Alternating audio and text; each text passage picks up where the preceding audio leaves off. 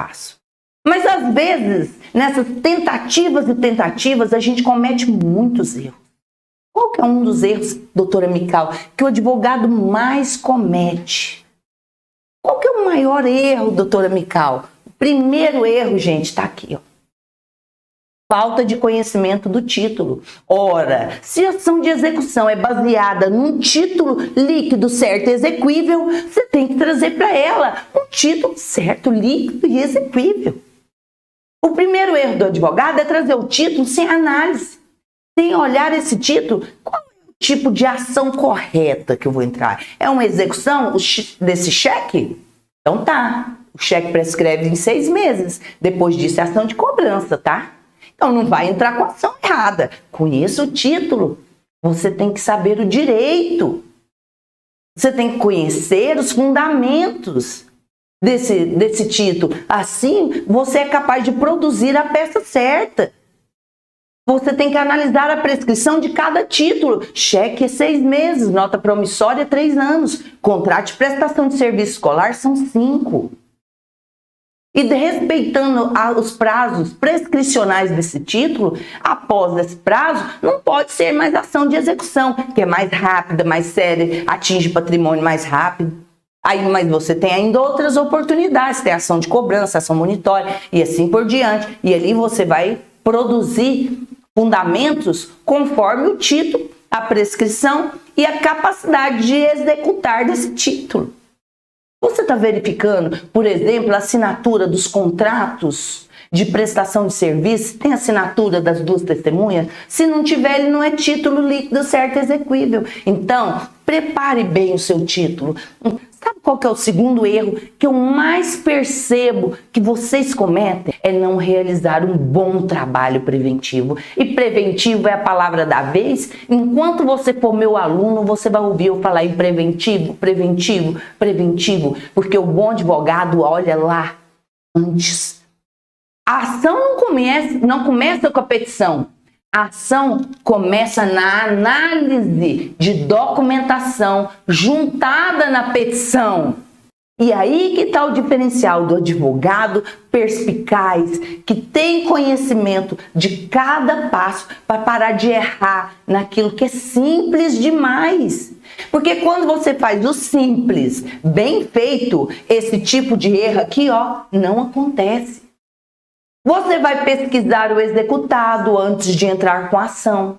Você vai olhar qual a profissão dele. Afinal de contas, eu quero fazer um pedido de penhora salarial lá na frente. Eu tenho que olhar a profissão dele antes de entrar com a petição. Você vai olhar onde que ele trabalha. Porque eu posso pedir para oficializar o órgão pagador, para que realize a penhora lá dentro da empresa que paga o salário. Então é bom eu saber onde que o executado trabalha. Olha o seu olhar agora, olha a quantidade de erros que você está eliminando. Um advogado trabalha muito bem todos os títulos que integram a sua petição inicial. E é aí que se torna um grande diferencial no trunfo da sua carreira. É realizando o simples bem feito. E a 3, um terceiro erro, que é de conhecimento jurídico. Se você quer trabalhar bem com a execução e buscar patrimônio do devedor, você tem que conhecer o artigo 835 do CPC na ponta da língua. Porque lá traz uma ordem de penhoras a serem realizadas. E lá fala assim, a penhora observará preferencialmente a seguinte ordem: dinheiro em espécie, depósito, aplicação em instituição financeira, títulos da dívida pública, títulos e valores mobiliários, veículos terrestres, bem móveis. Aqui, o 835 do CPC. Quem trabalha com execução não pode não conhecer esse artigo. Esse é o terceiro e um dos piores, porque como advogado, você tem que ter em mente que esta legislação não está aqui à toa.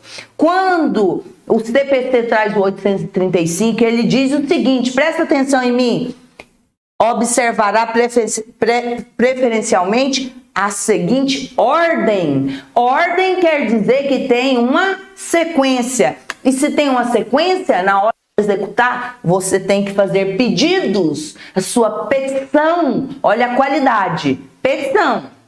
Nós estamos falando de execução, o advogado aparece no processo por via o quê? Petição. E sua petição tem que estar o quê?